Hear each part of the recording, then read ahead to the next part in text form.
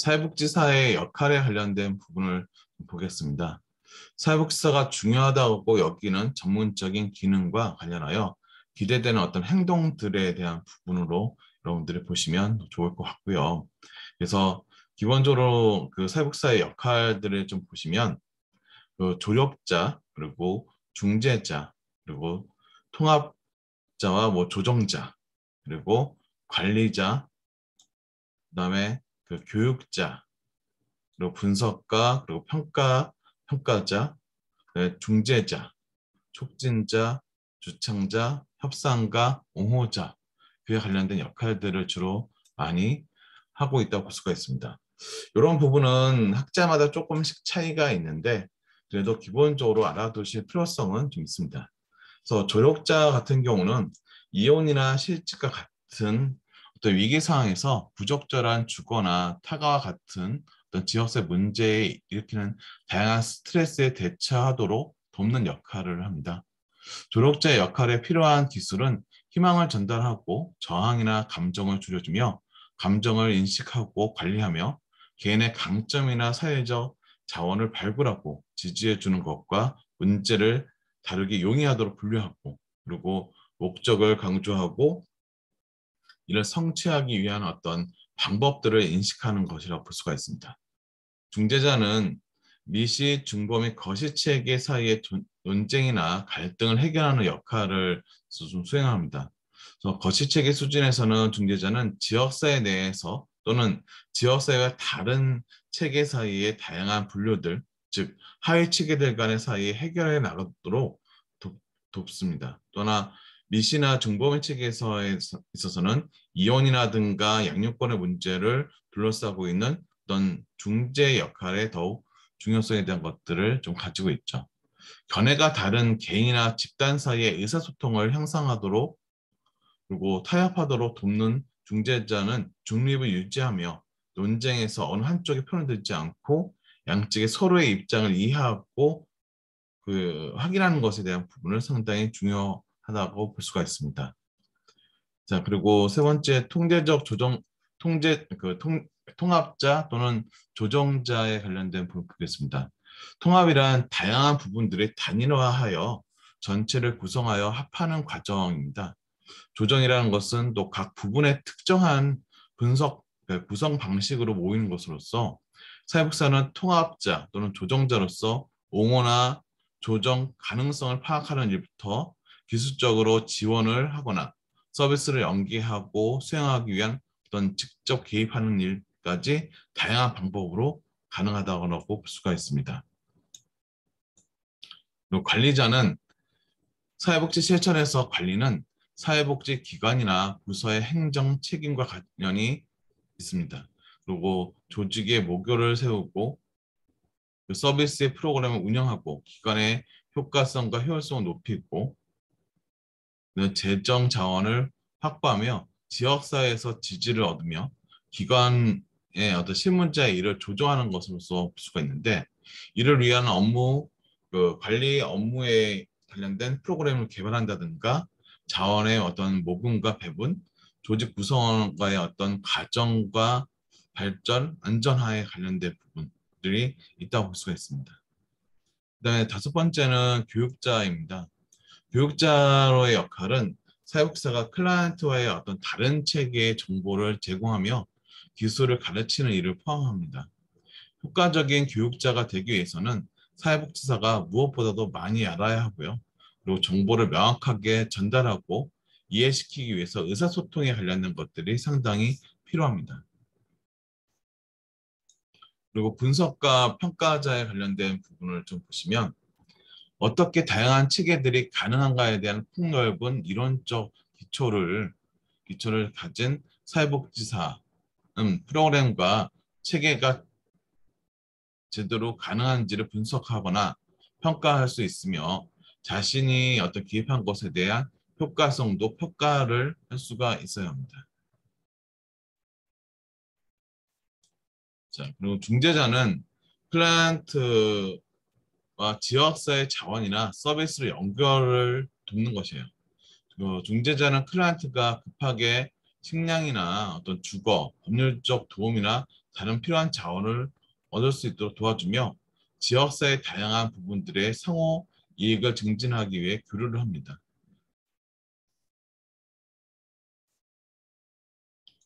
그리고 촉진자는 집단의 지도자 역할을 담당을 합니다. 사회복사는 가족 치료 집단이나 과업 집단, 그리고 감수성 있는 어떤 훈련 집단이라든가 그 교육 집단, 자조 집단에 관련된 그 밖에 다른 목적을 가진 집단에 개입을 합니다. 촉진자 역할은 거시적 실천에서도 적용을 할 수가 있고요. 이때 사회복사는 사람들을 모으고 의사소통에 관련된 부분을 만들고 활동이나 자원을 전담하며 그리고 전문 지식이나 기술에 접할 수 있도록 하는 노력들이 좀 필요로 합니다. 그리고 주창자는 이슈에 대한 관심을 불러일으키는 사람을 얘기를 하는데 이슈는 지역사회에 존재하는 문제나 개선해야 할 상황 그리고 주창자는 반드시 문제가 있는 곳에서만 기입하는 것이 아니라 그 문제를 예방하거나 현재 서비스를 향상시키는 데도 변화를 위해서 노력의 중요도가 상당히 있습니다. 자, 그리고 협상가란 그 다른 집단이나 체계에서 무언가를 얻기 위해 노력하는 어떤 개인이나 집단 또는 조직에 대해서 나타나는데 중재와 마찬가지로 협상은 다른 쪽이 다양한 어떤 함께 다양한 모든 쪽이 가능한 한 함께 합의하도록 합의에 도달할 수 있도록 중간 지점을 찾는 일이라고 보실 수가 있습니다. 그리고 마지막으로 옹호자에 대한 것들을 보시면 옹호자란 사회 정의를 지키고 유지하는 목적으로 개인이나 집단, 지역사회의 입장에서 직접적으로 대변과 보호 그리고 그 지지를 하여 일련의 어떤 활동들을 제안하는 활동을 포함합니다. 옹호자의 역할은 클라이언트를 위하여 이를 진행하고 말하는 것으로 특히 클라이언트가 필요한 것을 얻을 힘이 없을 때 적합한 역할을 하는 경우를 얘기합니다. 옹호는 절대적으로 많은 노력을 요구하며 크고 강력한 체계에 맞서 있는 클라이언트를 옹호하기 위해서는 위험도 상당히 감수하는 경향이 있어야 합니다. 그냥 대표적으로 봤을 때는 그 정신장애인에 대한 부분에 그들의 권리와 그다음에 참여에 대한 부분을 간략하게 그 얘기할 때 그 옹호자의 역할로서도 그것을 수행을 많이 하고 있습니다. 자, 세 번째는 사회복지와 전문성에 관한 부분입니다. 사회복지사가 전문가인가에 대한 고민을 하기 위해서는 반드시 전문성과 사회복지의 관계에 대한 것들을 먼저 알아두셔야 될 필요성이 있습니다. 전문성, 그리고 전문직인가에 대한 것들을 볼 때는 바로 기본적인 이론 체계에 대한 부분이 있느냐에 대한 부분을 먼저 보셔야 합니다. 기본적인 이론 체계에 관련된 부분들이 없다면 그에 관련된 부분들을 해결하는 데 있어서 그 매우 어려움에 대한 것들이 발생이 되어지고요. 그래서 전문적인 체계에 대한 것들을 갖추기 위해서 사회복지학에 있어서는 일반 체계 이론이라든가 생태 체계 이론에 관련된 기본적인 사회복지 실천 기반에 대한 것들을 학습하셔야 돼요. 그리고 서비스를 제공하게 될 집단에 대한 기본적인 지적 이해와 그 상황적 이해에 관련된 부분이 반드시 필요합니다. 저희가 만나게 될 노인, 장애인, 대상에 대한 기본적인 특성들을 알고 있느냐, 그리고 아동, 노인, 장애인들이 주어진 환경에 관련된 기본적인 이해가 있느냐, 지식이 있느냐에 대한 부분은 바로 전문성과 매우 밀접한 관련성이 있겠죠. 사람을 돕는다는 것이 따뜻한 마음으로만 할 수 있는 것이 아니라 그 사람이 가지고 있는 특성, 그리고 그 사람이 속해 있는 환경에 대한 부분들이 이해를 하고 있고, 그래야지 그 사람에 대한 것을 도울 수가 있는 거지, 따뜻한 마음 하나로만 사람을 돕는다는 것은 결코 도움이 되어질 수도 않을 수도 있다는 겁니다.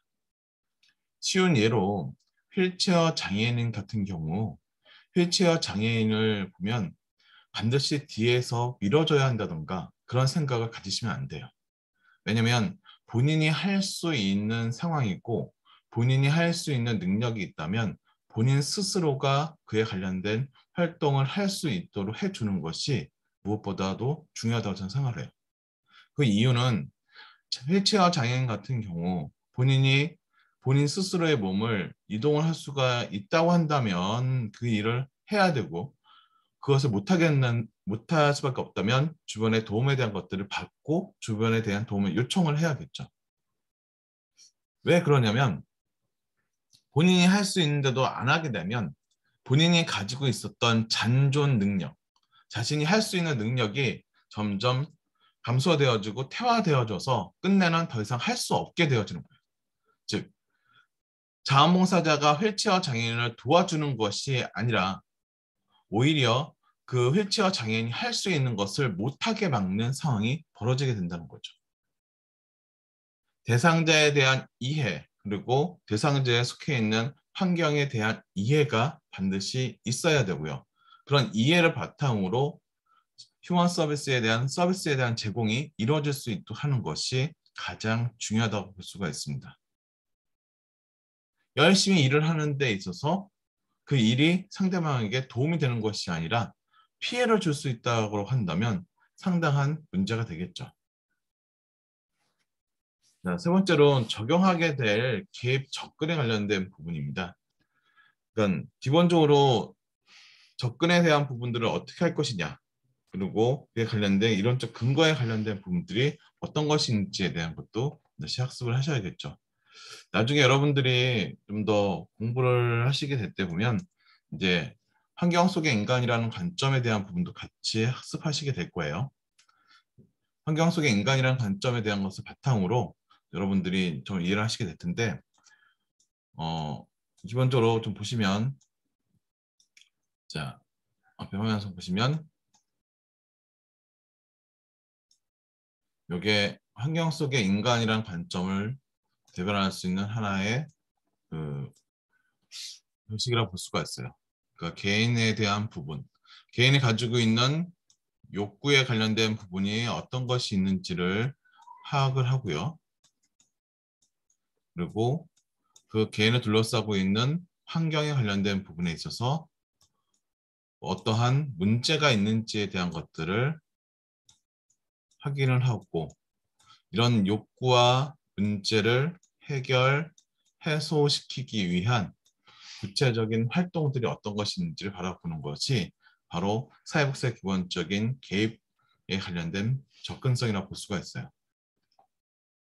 쉬운 이야기로 다시 얘기한다면 이 개인이 있으면 이 개인을 둘러싸고 있는 환경을 반드시 보셔야 되고요. 그리고 이 환경 속에 개인이 어떻게 성장하고 있는지도 같이 보는 이런 상호작용이 좀 필요로 합니다.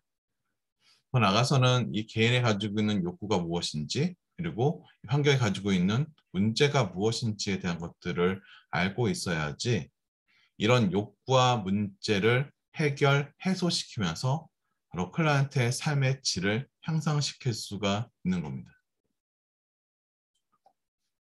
그리고 여러분들은 이 환경 속의 인간이라는 개념을 여러분들이 앞으로 계속 만나시고 계속 보시게 될 거예요. 이런 맥락들을 이해를 하시는 것이 여러분에게 훨씬 더 도움이 되지 않을까 생각이 좀 들고요. 자, 다음은 사회복 전문성에 관련된 부분에 그 역사에 관련된 부분이라든가 배경을 조금 더 관심 있게 보겠습니다. 1960년대 윤리 강령이라든가 대학원에서 프로그램으로서 또는 자격증 제도가 운영이 되어졌고요.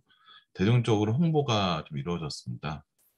사회복지에 관련된 부분은 뭐 사회 진단을 통해서 진단이라든가 치료, 평가라는 사회사업 실천 과정에 관련된 부분이 처음에 이제 제시가 되어졌죠.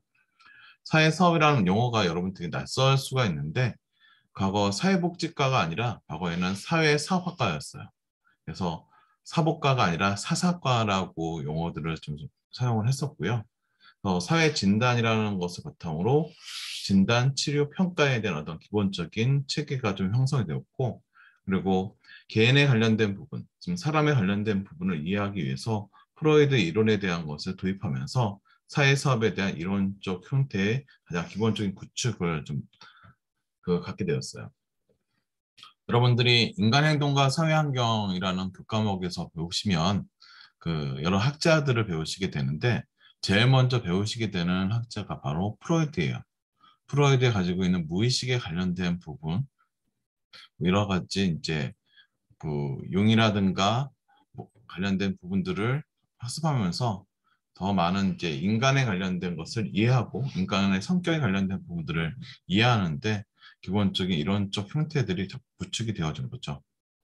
더불어 치료적인 기능을 감당할 수 있는 전문가로서의 위상을 확보하기 시작을 했고요. 우리나라 같은 경우는 한국 전쟁 이후 고아와 과부의 발생과 빈곤에 관련된 부분에 대응하기 위한 형태로서 사회복지가 많이 이루어지기 시작을 했습니다. 제가 처음 수업에 말씀드렸던 것처럼 우리나라 사회복지의 시작은 종교와 자선에 대한 부분들이 상당히 좀 많이 가지고 있습니다. 그래서 이런 종교적 성향에 관련된 부분이 좀 상당히 강하게 나타났었고, 그리고 한국 전쟁 이후에 관련된 부분으로 어떤 그 외국에서 주로 이제 단체들의 사회사업 활동들에 대한 것들을 시작으로서 사회복지가 계속 발달이 되어졌다라고 보시면 좋을 것 같습니다.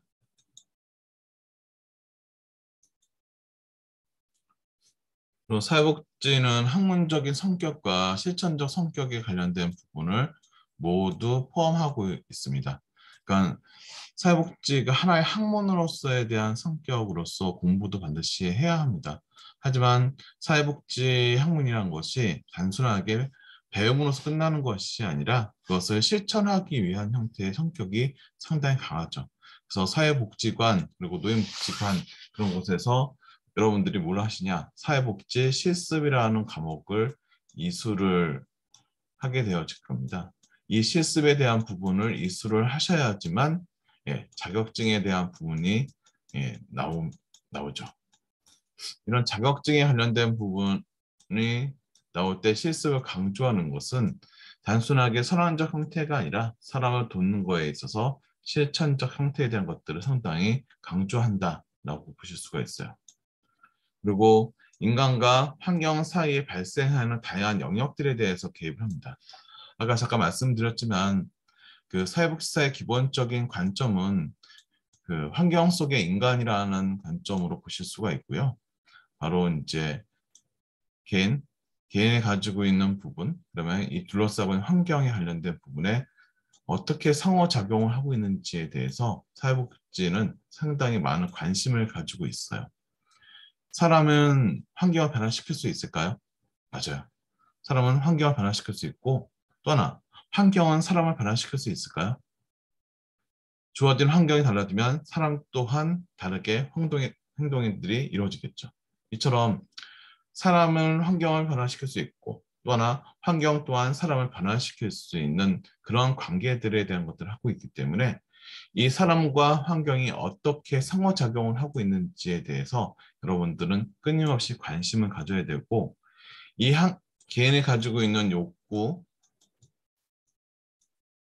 그리고 환경이 가지고 있는 문제에 대한 부분에 관심을 가지시고 이 욕구와 문제를 어떻게 해소하느냐에 대한 부분에 주된 관심을 가지셔야 한다고 보실 수가 있어요.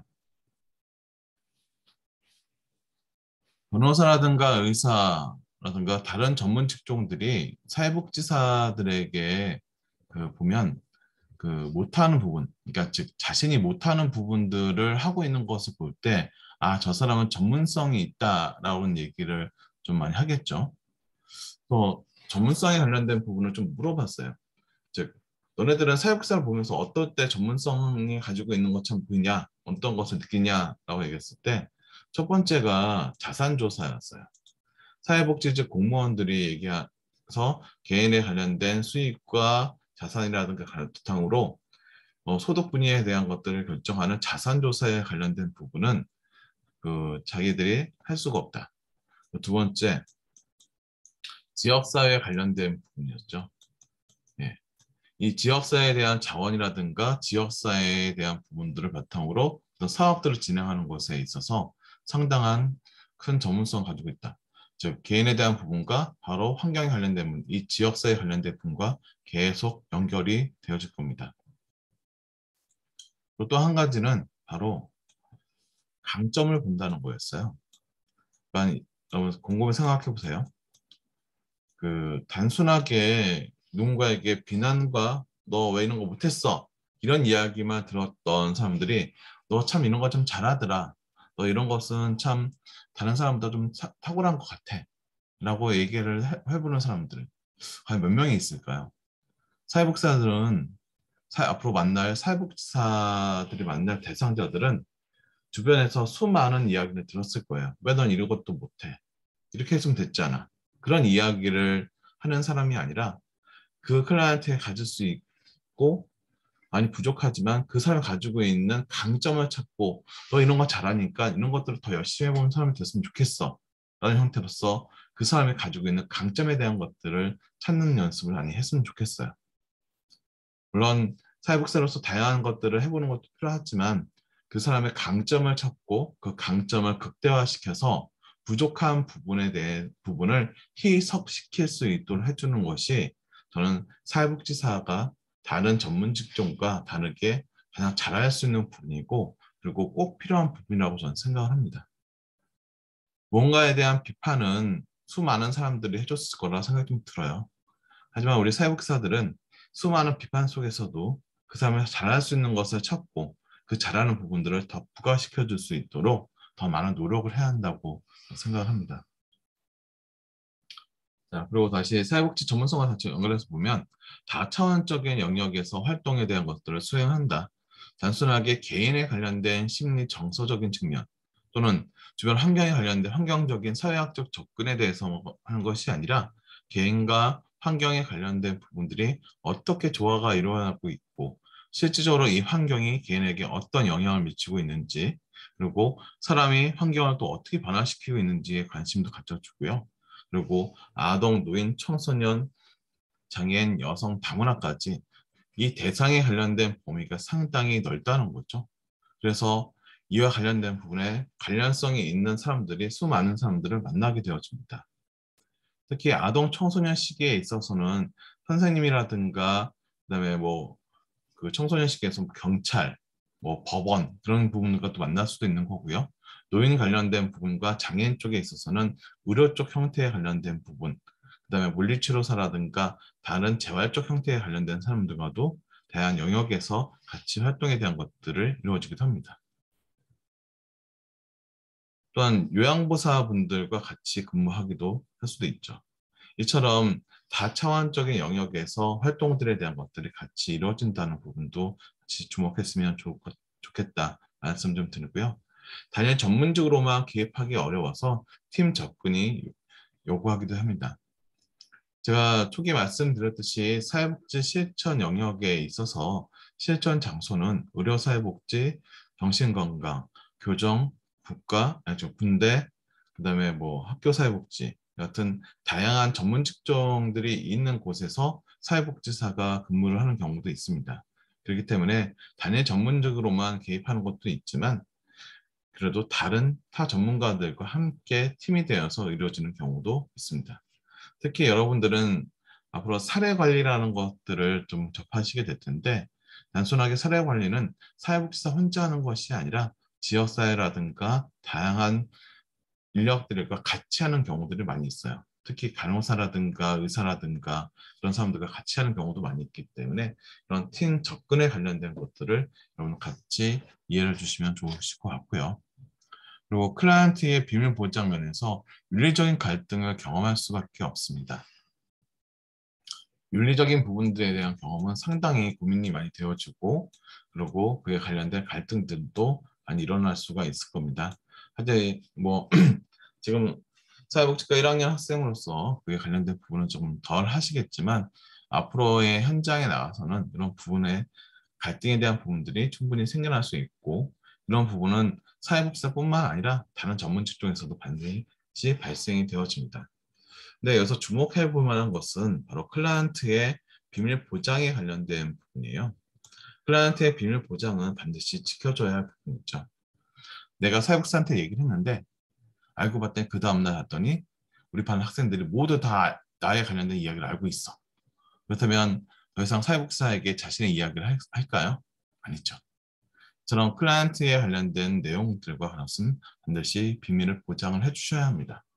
하지만 이 클라이언트의 비밀 보장이 예외가 되어지는 경우가 생겨요.